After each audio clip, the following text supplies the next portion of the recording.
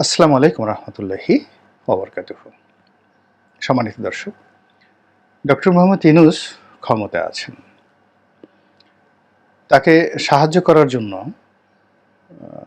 একটি উপদেষ্টা পরিষদ রয়েছে এবং সমাজের বাইরে তাকে সাহায্য করার জন্য আন্দোলনকারী যে ছাত্র যারা সমন্বয়ক রূপে ইতিমধ্যে প্রতিষ্ঠিত হয়েছেন, তারা অ্যাজ এ সোশ্যাল প্রেশার হিসেবে তারা কাজ করছেন। তো এটি আগস্ট মাসের 5 তারিখ থেকে আগস্ট মাসের 15 তারিখ পর্যন্ত, 15 আগস্ট পর্যন্ত এই 10 দিন চমৎকারভাবে কাজ করেছে এবং মানুষের একটা স্বপ্ন ছিল। কিন্তু সাম্প্রতিক সময়ে যে ঘটনাগুলো ঘটছে, তাতে একটি ঘটনার সাথে আরেকটি ঘটনা এখানে টক্কর লাগছে, কন্ট্রাডিক্ট করছে, এবং একটি ঘটনার বিপরীতে অন্য একটি ঘটনা ঘটছে, যা কিনা আলটিমেটলি ডক্টর ইউনূসের জন্য অস্বস্তিকর হয়ে পড়ছে। যেমন সমন্বয়ক যারা আছেন, তারা একটি রাজনৈতিক সংগঠন করবেন এবং ডক্টর মোহাম্মদ ইউনূস তাদের খুব প্রশংসা করছেন। তাদেরকে মন্ত্রিপরিষদে জায়গা দিয়েছেন, তার ব্যক্তিগত সহকারী রূপে এই সমন্বয়কদের মধ্যে একজনকে স্থান দিয়েছেন, যা কিনা আমাদের যে সমাজে যে চিরাচরিত যে ট্র্যাডিশন, রাজনীতির, রাষ্ট্র ক্ষমতার, প্রশাসনের যে ট্র্যাডিশন, এই ট্র্যাডিশনের কেবল বিপরীত নয়, একেবারেই এমন ঘটনা যা মানুষ কল্পনা করেনি। যেমন ধরুন, দুজন যুবককে মন্ত্রী পদমর্যাদায় বসানো হয়েছে দুটো গুরুত্বপূর্ণ পদে। এখন তারা যদি তুলনামূলকভাবে পরীক্ষা দিতেন, তারা বিসিএসে চান্স পেতেন, প্রতিযোগিতামূলক পরীক্ষাতে বিসিএস করে কোটাবিহীন একটি পরিবেশে। সেটি ছিল 1% সম্ভাবনা। মানে তারা সহকারী কমিশনার বা সহকারী কাস্টম কমিশনার, বিসিএসের একদম প্রথম পদটি এই যে কজন সমন্বয়ক রয়েছেন তারা এখানে একবারে পরীক্ষা দিয়ে চান্স পাবেন, এটির সম্ভাবনা 1%। 99% হলো অনিশ্চিত, তারা চান্স পাবেন কি পাবেন না এটা এখনো বলা যায় না। যেমন ধরুন, অনেকেই যে কোটা বিরোধী আন্দোলন করেছে, কিন্তু তারা রাজনীতিতে চলে এসেছে, কিন্তু তারা বিশেষ করে এই কোটা বিরোধী আন্দোলন করে চান্স পেয়ে বড় একটা পদপদবিতে আছেন। গত সেই 18 সন থেকে এই পর্যন্ত বিসিএস এর রেজাল্টের মধ্যে দেখেন যে আন্দোলনকারীদের মধ্যে কয়জন চান্স পেয়েছে। তো যাই হোক, তো তাদের একটা ডিমান্ড ছিল, তারা একটা তুলনামূলক সরকারি পরীক্ষাতে কোটাবিহীন যাবে, সেটা ক্যাডার হোক, নন ক্যাডার হোক, পুলিশের সাব ইন্সপেক্টর হোক, তারা একটা সরকারি চাকরি চেয়েছিল, তারা ব্যবসা করতে চায়নি। তো সরকারি চাকরি চাওয়ার পরে আমরা তাদেরকে একেবারে সরাসরি মন্ত্রী বানিয়ে দিয়েছি। আর এই মন্ত্রী পদে বসে তারা কি করছেন না করছেন সেটি বড় কথা নয়, তাদেরকে দেখে জনগণের যে চোখ যেভাবে টাটাচ্ছে, সারা শরীর যেভাবে চুলকাচ্ছে, সেই চুলকানির যে যন্ত্রণা, সেই যন্ত্রণাটা আলটিমেটলি ইউনূস সরকারের অ্যাজ এ হোল ভাবমূর্তিকে প্রশ্নবিদ্ধ করে তুলেছে। এবং প্রথম অনেকে কথা বলেনি, এখন দেশে, দেশের বাইরে, বাংলা, ইংরেজিতে এগুলো নিয়ে প্রচুর কথাবার্তা হচ্ছে এবং এই কথা থেকেই আলটিমেটলি আগামীতে ডক্টর ইউনূসের জন্য অনেকগুলো সমস্যা তৈরি করে ফেলবে। এই গেল এক। 2 নম্বরে যেটি হলো যে আমাদের দেশে অনেকগুলো আন্দোলন, লড়াই, সংগ্রাম হয়েছে। যেমন ধরুন মহান মুক্তিযুদ্ধ, 9 মাস যাবৎ যুদ্ধ হয়েছে, কিন্তু তখনও পর্যন্ত থানাগুলো সচল ছিল, সরকারি অফিসগুলো সচল ছিল, বিশ্ববিদ্যালয়ের শিক্ষকরা কাজ করেছেন, everything was in order in 1971। যখন বঙ্গবন্ধু 16ই ডিসেম্বর আসলেন, তিনি শুধু একটা প্রশাসনের উপরে এসে এই 16 ডিসেম্বরের পর মুজিবনগর সরকার এসে বসলো, আর বঙ্গবন্ধু এসে একেবারে নতুন একটা রাষ্ট্রের কাঠামোর উপর দাঁড়ালেন, যে কাঠামোটা অ্যাবসলিউটলি একদম যাকে বলা হয় অর্গানোগ্রামটা 100% ওকে ছিল। কিন্তু যেটা ব্রিজ কালভার্ট নষ্ট হয়েছিল, মানুষজন ক্ষয়ক্ষতি হয়েছিল, প্রচুর জানমালের ক্ষয়ক্ষতি হয়েছিল, কিন্তু রাষ্ট্রের যে কাঠামোটা, সেই কাঠামোটা কিন্তু সচল ছিল। কিন্তু এখন দেখা গেল যে খুব অল্প কয়েকদিনের, 1 মাসের আন্দোলনের ফলে পুরো অবস্থা এমন হয়ে গেছে যে আসলে কোথায় মিলিটারি ক্ষমতা আছে, সেনাবাহিনীর ক্ষমতা আছে, কোথায় বিজিবির ক্ষমতা আছে, কোথায় সেনাবাহিনীর ক্ষমতার বাইরে গিয়ে পুলিশ কোথায় অ্যাক্ট করছে, এই জিনিসগুলো আমরা দৃশ্যমান হচ্ছে না। মানুষ একটা জায়গা থেকে আশ্রয় নেবে, নালিশ জানাবে, এই নালিশ জানানোর জায়গা চলে গেছে। এখন সবাই আগে যেমন মাজারে গিয়ে নালিশ জানাতো, তো এখন সেই অনেক লোক এসে, উগ্রপন্থীরা এসে মাজারগুলো পর্যন্ত ভেঙে দিচ্ছে। মসজিদে গিয়ে আপনি নালিশ জানাবেন, এখন জিজ্ঞেস করবে আপনি কি কওমি, আপনি কি আলিয়া, কোন নেসাবের মানুষ, আপনি কি জামাত করেন, নাকি আপনি হেফাজত করেন, নাকি আপনি তাবলিগ করেন।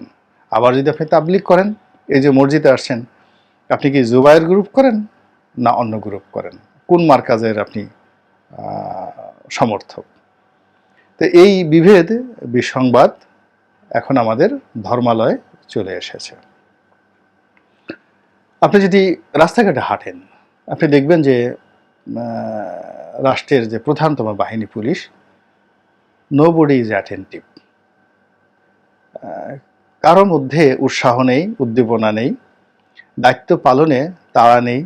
কেউ পকেটে হাত দিয়ে বসে আছেন, কেউ মোবাইল দেখছেন, চোখের সামনে গাড়িতে ট্রাফিক জ্যাম পড়ে আছে, কেউ হাত নেড়ে ট্রাফিক থামানোর চেষ্টা করছেন, কিন্তু হাত অর্ধেক উঠে আছে। যেখানে 180 ডিগ্রি অ্যাঙ্গেলে হাত উঠবে, সেখানে 90 ডিগ্রি অ্যাঙ্গেলে হাত উঠছে। ফলে যারা গাড়ি চালাচ্ছেন তারা বুঝতে পারছেন না তিনি কি ইতিবাচক ইশারা করছেন না নেতিবাচক ইশারা করছেন।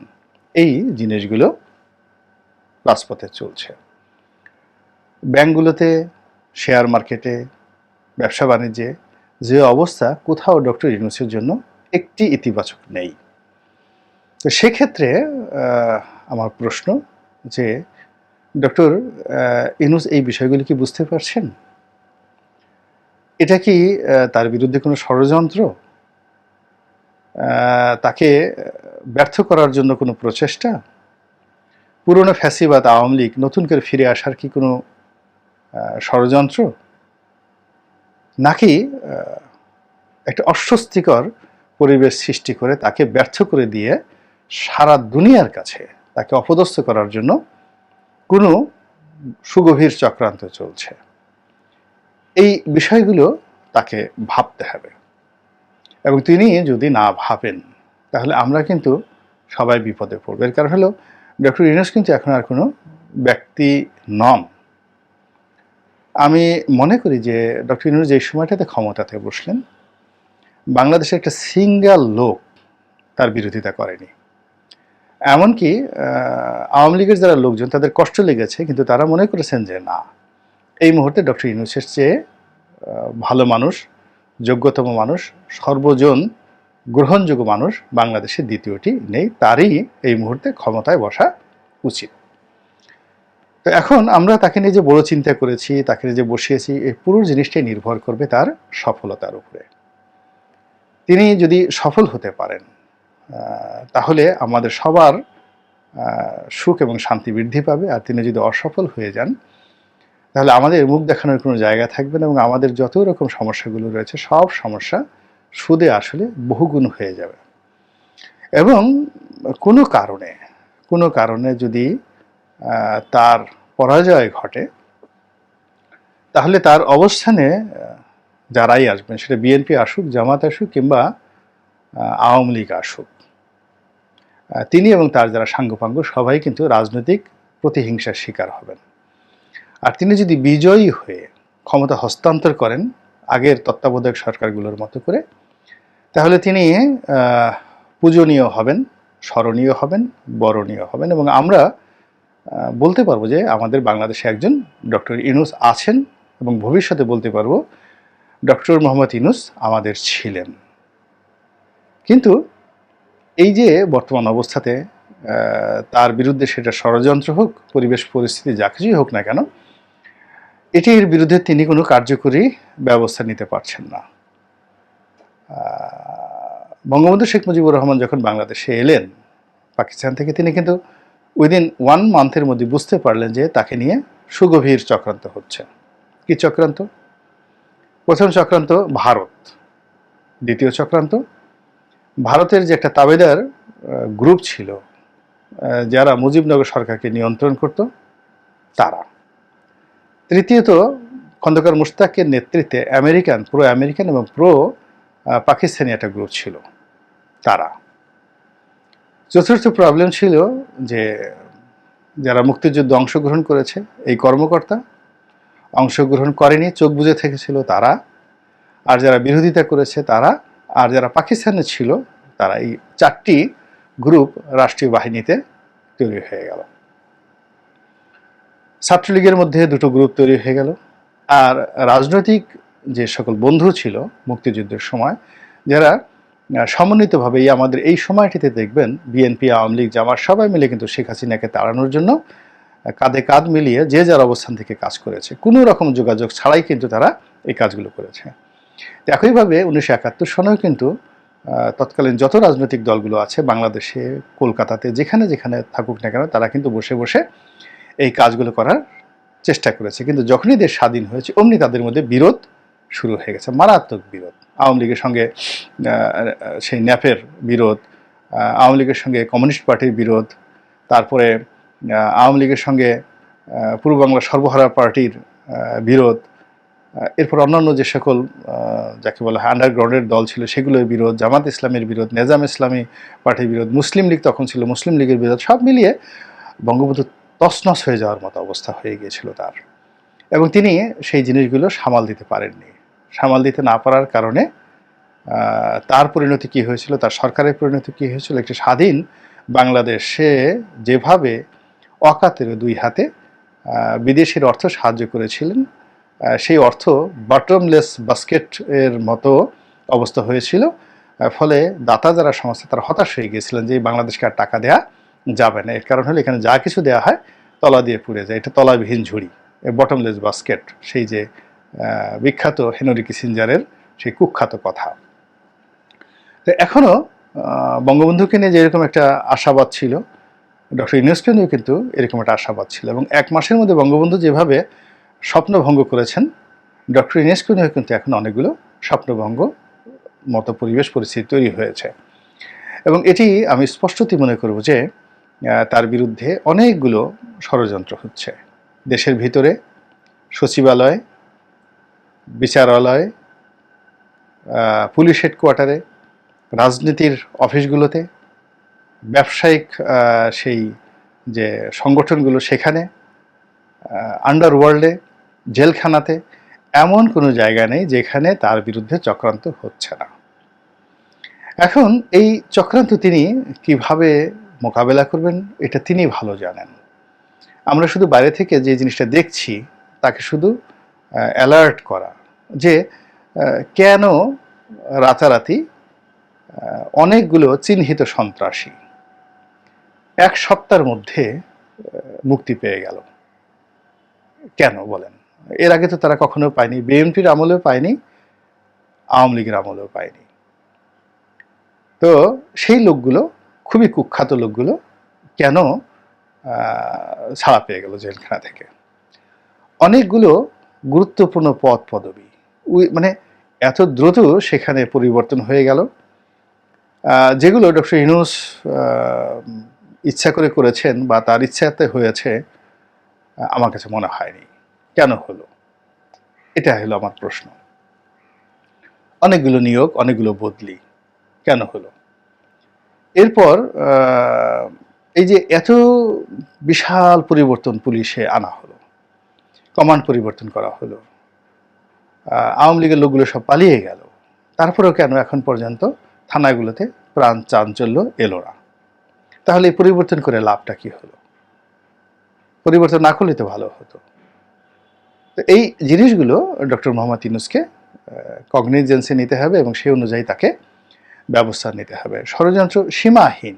এই যে দেখুন 2 দিন আগে যে সকল ব্যবসায়ী নেতারা, যারা সেই গত 15 বছর ধরে 2 হাতে টাকা রোজগার করেছে এবং তাদের দেশে এবং দেশের বাইরে এত বেশি টাকা ব্যাংক বিমা থেকে লুট করে, একজন যদি 1 লক্ষ কোটি টাকা লুট করে থাকে, তার শিল্প কলকারখানা যদি শ্রমিকরা জ্বালিয়ে পুড়িয়ে ছারখার করে দেয়, ওই শিল্প প্রতিষ্ঠানের দাম 1000 কোটিও টাকা না, তার হাতে তো 99,000 কোটি টাকা আছে। এখন সেই 99,000 কোটি টাকা সে জেলখানাতে বসে যদি ডক্টর ইউনূসের বিরুদ্ধে ব্যবহার করে 5,000 কোটি টাকা, তাহলে এটি কি তার জন্য খুব একটা ব্যাড ইনভেস্টমেন্ট হবে? অবশ্যই নয়। 2 দিন আগে যে সমস্ত শিল্প গ্রুপ, ব্যবসায়ী প্রতিষ্ঠান এর মালিক এবং ট্রেড অর্গানাইজেশনে তারা শেখ হাসিনার জন্য জীবন দিত, তারা এই গত 1 মাসের মধ্যে 4-5 বার ডক্টর মোহাম্মদ ইউনূস সাহেবের সাথে বৈঠক করেছেন এবং বৈঠক করে সেই একই লোক, একই চেহারা, একই কথা, একই ভাষা, শুধু সেই মূল যে চেয়ারটি যেখানে শেখ হাসিনা বসতেন সেখানে শুধু ডক্টর ইউনূস বসে আছেন। আর এই ঘটনাকে কেন্দ্র করে সাভার আশুলিয়াতে বিভিন্ন এলাকাতে যা কিছু ঘটছে, এটাকে কি খুব স্বাভাবিক এবং সহজ অবস্থা বলে মনে হয়? তো এখন এগুলো মোকাবেলা করার জন্য যে ধরনের সিদ্ধান্ত নেওয়া দরকার, যে ধরনের বুদ্ধি দরকার, এটি ডক্টর মোহাম্মদ ইউনূসকে নিতে হবে। এটি ডোনাল্ড লু এসে ওনাকে কোনো বুদ্ধি দিতে পারবেন না। আমেরিকার কোনো লোক তাকে বুদ্ধি দিতে পারবেন না। তিনি দেখেছেন যে এই আমেরিকার বড় বড় মানুষ, হিলারি ক্লিন্টন থেকে শুরু করে বারাক ওবামা, সবাই মিলে চেষ্টা করে শেখ হাসিনার রোষানল থেকে তাকে রক্ষা করা যায়নি, তিনি রক্ষা পাননি, তাকে কোর্টের বারান্দায় ঘুরতে হয়েছে। তো কাজেই যে বুদ্ধি দিয়ে তিনি এই কোর্ট কাছারি মোকাবেলা করেছেন এবং মোকাবেলা করতে করতে একটা সময় তিনি যখন হতাশ হয়ে পড়েছেন, তখন সুলতার কবেকার অন্ধকার বিদিশার নিশা, ওইরকম একেবারে বনলতা সেনের মতো ক্ষমতার চেয়ার তার কাছে চলে এসেছে। তো এটা একটা ম্যাজিক্যাল চেয়ার, রিভলভিং চেয়ার, এবং খুব গরম, এই চেয়ারের অনেক বেশি গরম। তো সেই গরম গ্রামীণ ব্যাংকের চেয়ারে বসার গরমের মতো নয়। বা তিনি শেখ হাসিনার রোষানলে পড়ে তিনি যে দুর্ভোগ দুর্দশা হইয়েছেন বা ভোগ করেছেন, এখন তিনি ক্ষমতার চেয়ারে বসে যে কষ্টগুলো পাচ্ছেন, এইগুলো তার সে আগের কষ্টের মতো নয়, এই কষ্ট অনেক অনেক বেশি। এবং এই কষ্ট মোকাবেলা করার জন্য, এই কষ্ট ধামাচাপা দেওয়ার জন্য এখানে চোখের পানির কোনো মূল্য নেই, হতাশার কোনো মূল্য নেই, শুয়ে থাকার কোনো মূল্য নেই, পালানোর কোনো সুযোগ নেই। এখানে যুদ্ধ করে এই ষড়যন্ত্র তাকে মোকাবেলা করতে হবে। তার হিম্মত লাগবে, শক্তি লাগবে, তাগত লাগবে, লিডারশিপ কোয়ালিটি লাগবে। তো এই জিনিসগুলো নিয়ে তিনি তার ষড়যন্ত্র মোকাবেলা করুন এবং তিনি বুঝতে পারেন যে সব কিছু স্বাভাবিকভাবে চলছে না। আগে তো তাকে বুঝতে হবে, he must have the understanding যে সব কিছু স্বাভাবিকভাবে চলছে না, এটা তাকে বুঝতে হবে। তিনি যদি ওখানে বসে শেখ হাসিনার মতো মনে করেন সব ঠিক আছে, সব মানুষ শেখ হাসিনাকে ভালোবাসে, সব মানুষ জয় বাংলার দল, এরকম শেখ হাসিনা তো শেষ পর্যন্ত সেই জিনিসগুলো মনে করেছেন। এই দেশ তার, তিনি সেনাবাহিনীর প্রধানকে নিয়োগ দিয়েছেন, তার কথা মতো সব কিছু চলবে, তার কথা মতো গুলি চলবে। তিনি বন্দুক দিয়েছেন গুলি করার জন্য, বন্দুক দিয়েছেন চুমা দেওয়ার জন্য নয়। তো এইরকম চিন্তা চেতনার ফলে শেখ হাসিনার যে পরিণতিগুলো হয়েছে, সেই পরিণতি সমস্ত ফ্যাসিস্টদের হয়। আর ডক্টর মোহাম্মদ ইউনূসদের মতো যারা মহান ব্যক্তি এবং যারা কর্মজীবনে আরও মহান হয়ে পড়েন, তারা আগে যেখানে বসে তিনি সমস্ত সমস্যাগুলো বুঝতে পারেন। এখন ব্যাংকিংয়ের যে সমস্যা, সংস্কারের সমস্যা, ওরে মন্ত্রী বানানো, এরে বাদ দেওয়া, এইগুলো অনেক অনেক পেছনের সমস্যা। তার সামনে একটা ক্রাইসিস হিসেবে যে প্রবলেমগুলো আছে প্রতিটা মুহূর্তে, সেই ক্রাইসিসগুলো তাকে বুঝতে হবে, সে ষড়যন্ত্রগুলো তাকে বুঝতে হবে, অ্যাসার্টেন করতে হবে এবং এই সমস্যা সমাধানের ব্যাপারে তাকে কার্যকরী ব্যবস্থা নিতে হবে। দোয়া করি, প্রার্থনা করি তিনি যেন এই সমস্যাগুলো সমাধান করতে পারেন। আসসালামু আলাইকুম ওয়া রাহমাতুল্লাহি ওয়া বারাকাতুহু।